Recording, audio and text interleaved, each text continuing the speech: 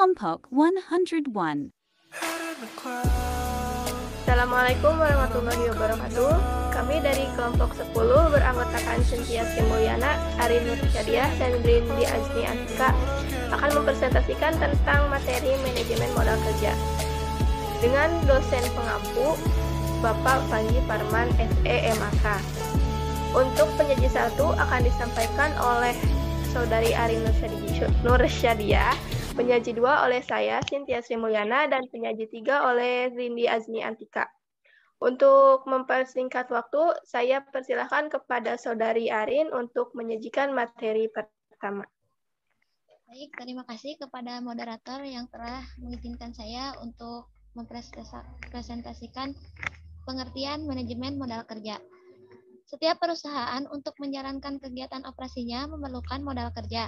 Modal kerja ini akan digunakan untuk membiayai perusahaan, misalnya pembelian bahan baku, pembayaran upah tenaga kerja, pajak, dan lain-lain.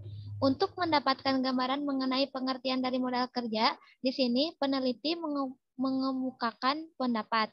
Yang pertama, James C. Van Herne menyatakan bahwa modal kerja bersih adalah aktiva lancar yang dikurangi kewajiban lancar, dan modal kerja kotor adalah investasi perusahaan dalam aktiva lancar seperti kas, piutang, dan penyediaan. Bambang Rianto mengemukakan 3 konsep pengertian modal kerja. Konsep kuantitatif, konsep ini menitik beratkan kepada kuantitas dana yang tertanam dalam unsur-unsur aktiva lancar. Aktiva ini merupakan aktiva sekali berputar kembali dalam bentuk semula atau dana yang tertanam dalam aktiva akan bebas lagi dalam jangka pendek. Jadi, menurut konsep ini adalah keseluruhan jumlah aktiva lancar. Dalam pengertian ini, modal kerja sering disebut juga modal kerja bruto atau working kapital.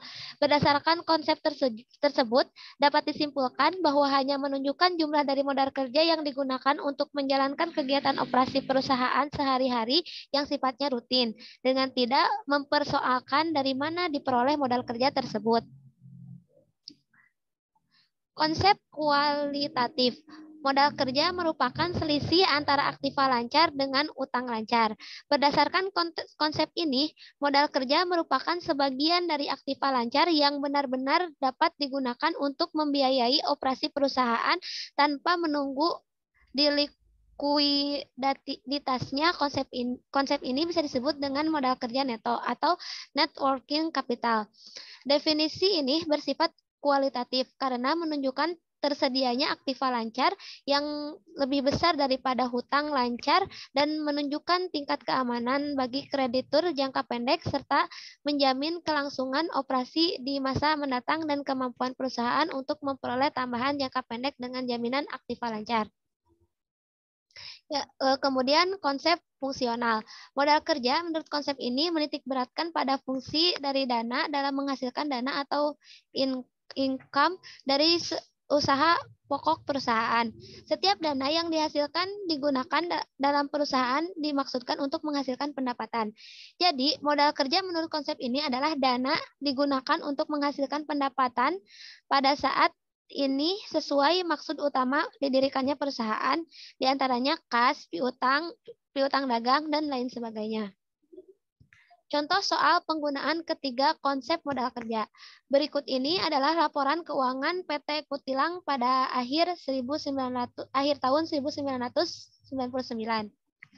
Neraca 31 Desember 1999. Aktiva lancar.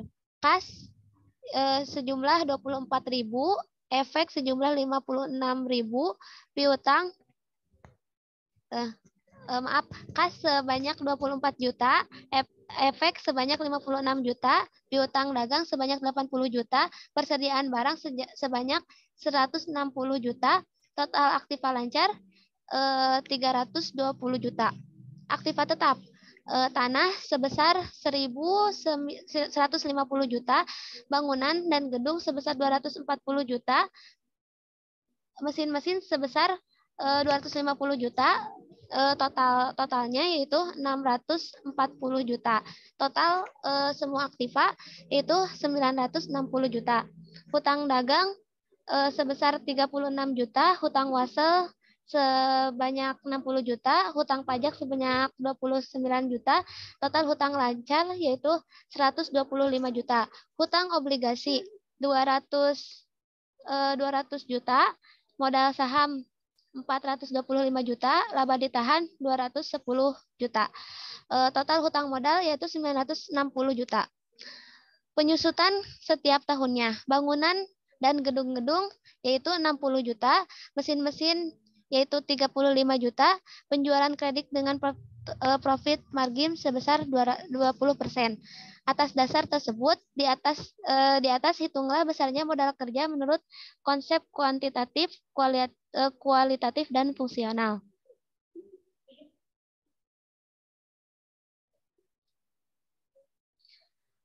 Jawab. Besarnya modal kerja menurut konsep kuantitatif adalah semua elemen modal kerja sehingga modal kerjanya adalah 320 juta. B. Besarnya modal kerja menurut konsep kualitatif adalah selisih antara aktiva lancar dengan hutang lancar, yaitu 320 juta dikurang 125 juta, yaitu 195 juta. Besarnya modal kerja menurut konsep fungsional adalah modal kerja atau working capital, yaitu kas sebesar 24 juta, piutang dagang 80% sebesar 64 juta, persediaan barang sebesar 160 juta, penyusutan bangunan dan gedung sebesar 60 juta, penyusutan mesin sebesar 35 juta. Total modal kerja yaitu 343 juta. Modal kerja potensial atau potensial working capital. Efek yaitu sebesar 56 juta, margin laba 30% yaitu sebesar 16 juta. Total yaitu 72 juta. Bukan modal kerja atau non-working capital. Tanah yaitu sebesar 150 juta, bangunan dan gedung sebesar 180 juta, dan mesin-mesin sebesar 215 juta. Total 545 juta. B. Arti penting dan tujuan manajemen modal kerja. Bahwa kegiatan seorang manajemen keuangan lebih banyak dihabiskan dalam kegiatan operasional perusahaan dari waktu ke waktu, atau dengan kata lain, sebagian besar waktu dialokasikan untuk mengurus modal kerja. Kemudian investasi dalam aktiva lancar cepat sekali berubah dan seringkali mengalami perubahan serta cenderung labil. Dalam praktiknya, sering sekali bahwa lebih dari separuh dari total aktiva merupakan bagian dari jumlah aktiva lancar yang merupakan modal kerja perusahaan. Khusus bagi perusahaan kecil, manajemen modal kerja sangat penting karena investasi dalam aktiva tetap dapat ditekan dengan menyewa, tetapi investasi lancar dalam piutang dan sediaan tidak dapat dihindarkan, harus segera terpenuhi. Khusus bagi perusahaan yang relatif kecil, fungsi manajemen modal sangat penting. Terdapat hubungan yang sangat erat antara pertumbuhan penjualan dengan kebutuhan modal kerja. Kemudian tujuan manajemen modal kerja adalah sebagai berikut. Yang pertama, digunakan untuk memenuhi kebutuhan likuiditas perusahaan. Artinya, likuiditas suatu perusahaan dengan modal kerja yang cukup, perusahaan memiliki kemampuan untuk memenuhi kewajiban pada waktunya. Kemudian memungkinkan perusahaan untuk memperoleh tambahan dana dari para kreditor apabila rasio keuangannya memenuhi syarat seperti likuiditas yang terjamin. Kemudian memungkinkan perusahaan memberikan syarat kredit yang menarik minat pelanggan dengan kemampuan yang dimilikinya. Kemudian guna memaksimalkan penggunaan aktiva lancar guna meningkatkan laba dan penjualan. Perusahaan mampu melindungi diri apabila terjadi krisis modal kerja akibat turunnya nilai aktiva lancar. Terima kasih, saya serahkan kepada moderator. Oke, terima kasih untuk Saudari Arin telah menyampaikan materi yang pertama. Untuk materi kedua akan dijelaskan oleh saya sendiri, Cynthia Sri Mulyana, yaitu jenis-jenis modal kerja. 1. Modal kerja permanen atau permanent working capital, yaitu modal kerja yang ada pada perusahaan untuk dapat menjalankan fungsinya. Modal kerja ini terdiri dari A. Modal kerja primer, merupakan jumlah modal kerja minimum yang harus ada pada perusahaan untuk menjaga kontinuitas usahanya atau modal kerja yang secara terus-menerus diperlukan untuk kegiatan usahanya. B. Modal kerja normal adalah modal kerja yang dibutuhkan untuk proses produksi normal. Yang kedua ada modal kerja variabel. Next, Ari next.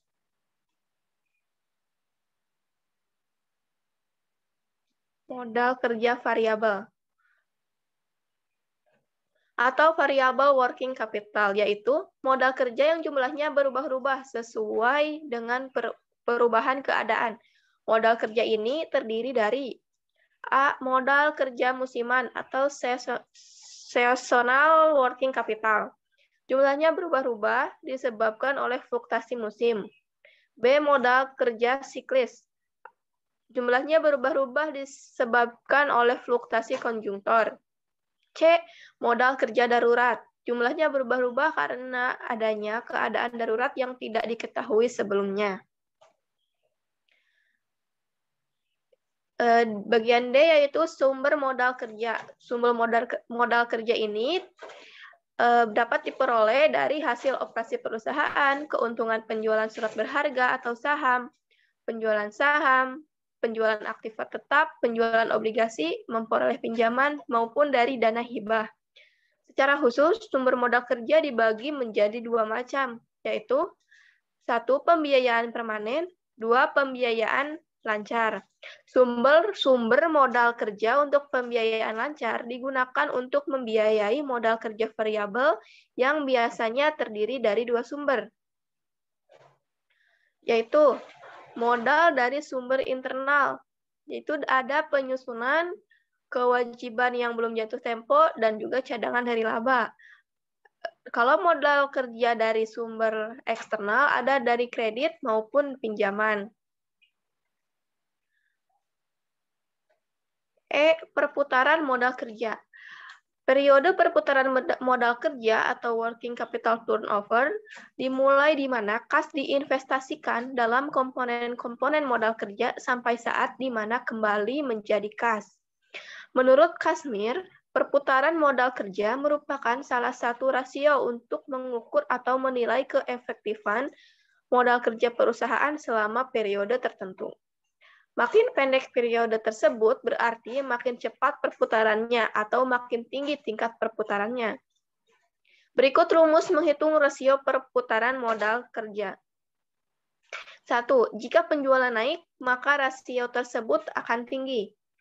Sebaliknya, jika penjualan turun, maka rasio tersebut juga akan rendah apabila jika modal kerjanya turun. Contoh soal perputaran modal kerja. PT Abadi Sentosa memiliki neraca dan laporan laba rugi sebagai berikut. PT Abadi Sentosa neraca per 31 Desember 2006 dalam ribuan rupiah. Kas sebesar 461.538 rupiah. Piutang dagang 1.900.000 rupiah. Persediaan 2.361.538 rupiah. Total aktiva lancar 4.661.538 rupiah. Aktiva tetapnya 10.463.462 rupiah. Total semua aktivanya menjadi 15.125.000. Utang dagang 1.500.000, utang bank 312.500, utang wesel 568.269 rupiah. Total utang lancar 2.380.769 rupiah. Utang jangka panjang 4.500.000. Modal saham 4.750.000, laba ditahannya 3.494.231 rupiah. Total utang tambah modal yaitu 15.125.000. Dan ini juga ada laporan laba ruginya. Rugi laba penjualan sebesar 60 juta. Harga pokok penjualannya 41 juta. Laba kotornya menjadi 18.600. Biaya administrasi dan umum 6.250.000, biaya sebelum bunga dan pajak 12.350.000. Bunganya 3.750.000, laba sebelum pajaknya menjadi 8.600.000.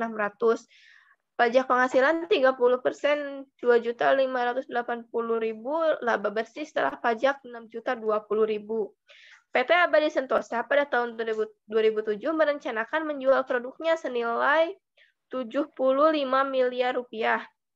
Perusahaan bekerja sebulan rata-rata 30 hari. Berapa besar kebutuhan modal kerja PT Abadi pada tahun 2007? Jawabannya, perputaran kas sama dengan penjualan per kas. Tadi kita ketahui penjualannya 60 juta, per kasnya 400.000, 61.538, sama dengan 130 kali. Perputaran piutang sama dengan penjualan per piutang. Penjualannya sudah diketahui 60 juta, per piutangnya juga tadi sudah diketahui 1.900.000 sama dengan 31 kali. Perputaran persediaan, harga pokok penjualan per persediaan. Tadi harga pokok penjualannya itu udah diketahui 41.400.000 per 2.300.000 sama dengan 18 kali. Setelah perputaran dari setiap unsur modal kerja diketahui, selanjutnya dihitung periode terikatnya unsur modal kerja dan hasilnya dijumlahkan menjadi periode terikatnya modal kerja. Asumsikan 1 tahun sama dengan 360 hari. Periode terikatnya modal kerja adalah sebagai berikut.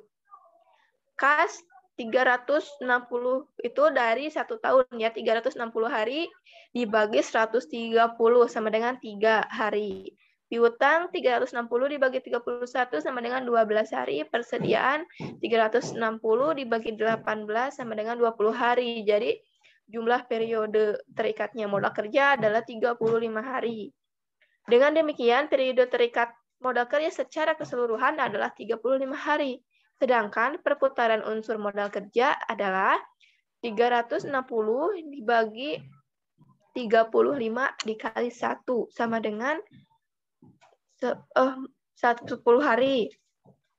Apabila pada tahun 2007 perusahaan diperkirakan akan mampu menjual produknya seharga 75 miliar, maka kebutuhan modal kerjanya 75 miliar dibagi 10, maka hasilnya 7 miliar 500 juta rupiah. Nah, yang ini ada contoh soal yang kedua.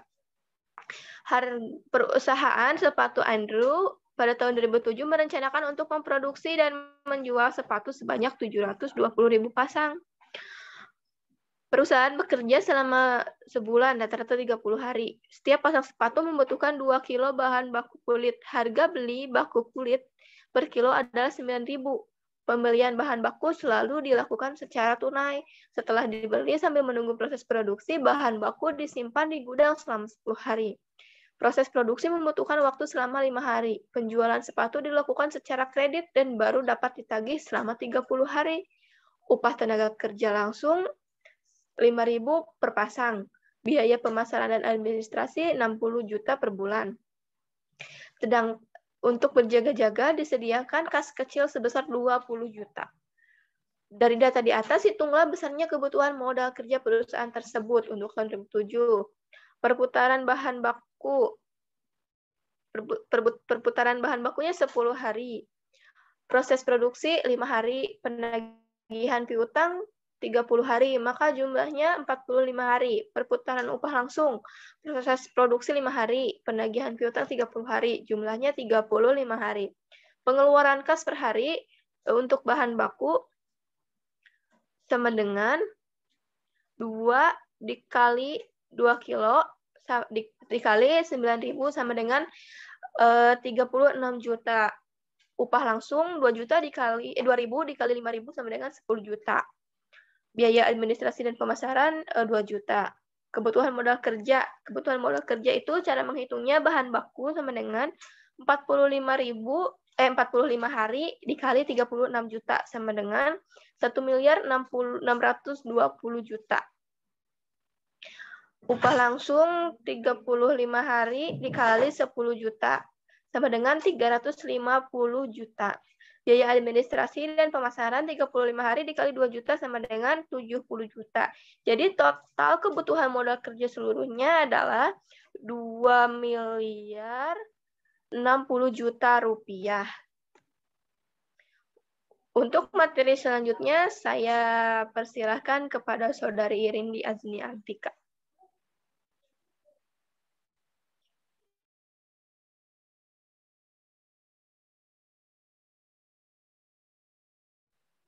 Sirindi nahu.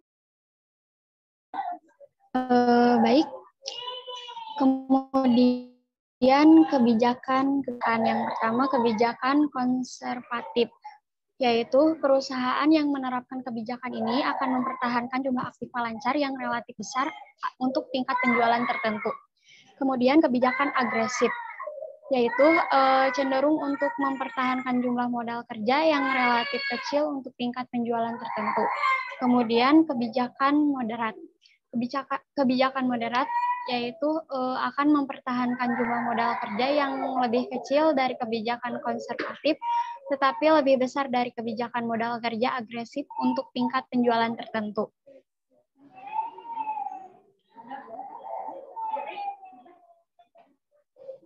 Kemudian ketiga, alternatif kebijakan modal kerja yang dapat diterapkan oleh satu perusahaan dapat dipaparkan oleh gambar sebagai berikut.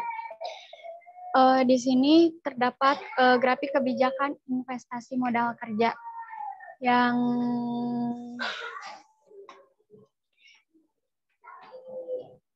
menggambarkan bahwa aktiva dan penjualan konservatif lebih tinggi dari moderat dan moderat lebih tinggi dari agresif.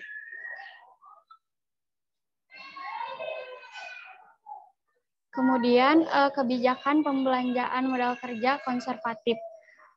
Seluruh aktiva lancar yang bersifat permanen dan sebagian aktiva lancar dibelanjai dengan sumber dana jangka panjang hanya sebagian kecil aktiva lancar variabel dibelanjai dengan sumber dana jangka pendek. Di sini terdapat juga grafik kebijakan pembelanjaan konservatif.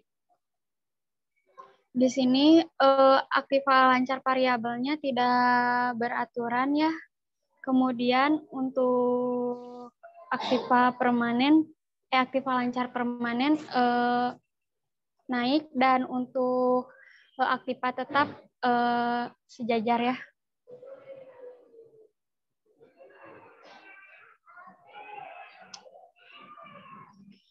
Kemudian kebijakan pembelanjaan modal kerja moderat. Seluruh aktiva lancar variabel dibelanjai dengan sumber dana jangka pendek, sedangkan aktiva lancar permanen seluruhnya dibelanjai dengan sumber dana jangka panjang. Kebijakan ini juga mempunyai resiko dan profitabilitas yang cukup. Di sini juga terdapat grafiknya kebijakan pembelanjaan moderat ya.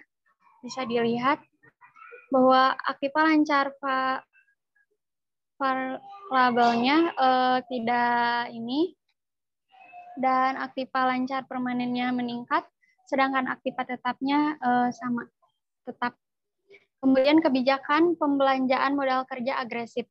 Seluruh aktiva lancar variabel dan aktiva lancar permanen dibelanjai dengan sumber dana jangka pendek, sedangkan sebagian lagi aktiva lancar permanen dibelanjai dengan sumber dana jangka panjang. Kebijakan ini mempunyai risiko yang tinggi karena jangka waktu sumber dana lebih pendek dari jangka waktu kebutuhan dana. Dan profitabilitas juga tinggi karena biaya modal sumber dana jangka pendek lebih kecil dari sumber dana jangka panjang. Di sini terdapat grafik kebijakan pembelanjaan agresif. Bisa dilihat bahwa aktiva lancar variabelnya berubah-ubah aktiva lancar permanennya lebih meningkat dari kebijakan pembelanjaan moderat ya. Kemudian aktiva tetapnya masih sama, datar.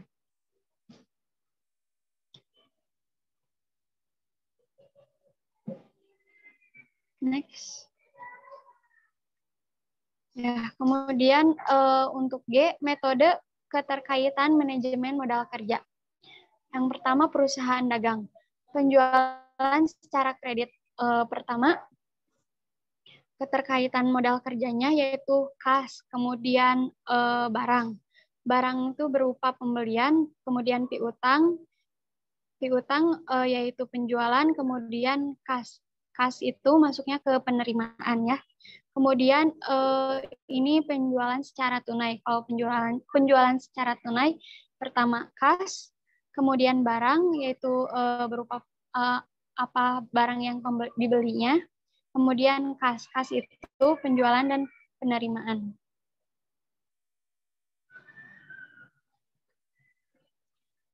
Kemudian perusahaan pabrikan ya. Pertama kas, kemudian upah tenaga kerja. Upah tenaga kerja itu masuknya ke kas juga, tapi kas kedua, kemudian barang jadi piutang, yaitu masuknya ke dalam penjualan, kemudian kas lagi. Kas lagi itu masuknya ke penerimaan ya, penerimaan dari penjualan kredit. Kemudian bahan baku, penjualan tunai, masuknya ke penjualan kredit juga.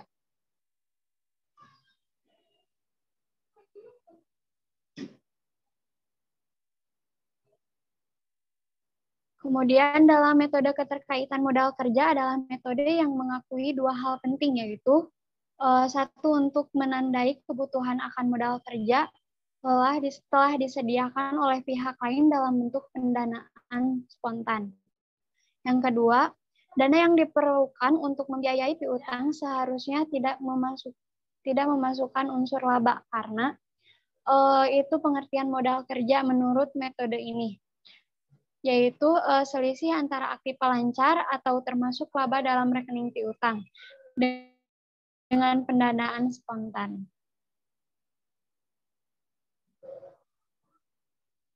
Kemudian contoh soal keterkaitan manajemen modal kerja. Perusahaan industri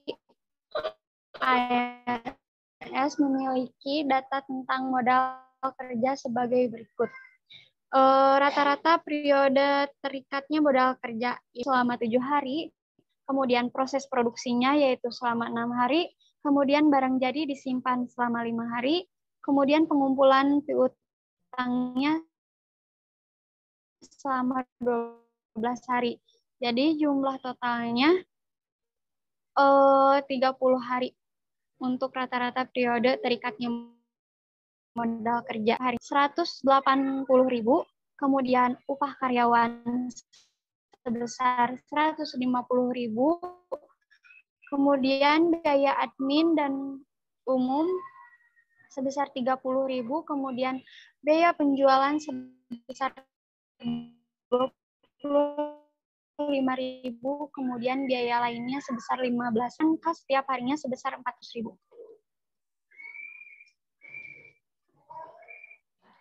Ditetapkan jumlah kas minimal 100.000, maka jumlah modal kerja diketahui periode terikatnya modal kerja selama 30 hari, pengeluaran kas per harinya sebesar 400.000, kas minimal sama sejumlah 100.000. Maka periode terkaitnya modal kerja dikali pengeluaran kas per hari ditambah kas minimal sama dengan 30 kali 400.000 ditambah 100.000. Hasilnya 12.100.000 rupiah. Kemudian untuk contoh soal keterkaitan kedua, yaitu perusahaan dagang S memiliki data sebagai berikut. Rata-rata periode keterkaitan modal kerja yaitu lama barangnya disimpan selama 7 hari, kemudian lama pengumpulan piutangnya selama 13 hari. Jadi rata-rata pengeluaran kas setiap harinya yaitu pertama pembelian barang dagang sebesar 1 juta, kemudian upah karyawan sebesar 100.000, kemudian biaya administrasi dan umum sebesar 10.000, kemudian biaya penjualan sebesar 35.000, biaya lain-lain sebesar 5.000. Totalnya semuanya rata-rata pengeluaran kas yaitu Rp1.150.000. Kas minimal berjumlah 200.000.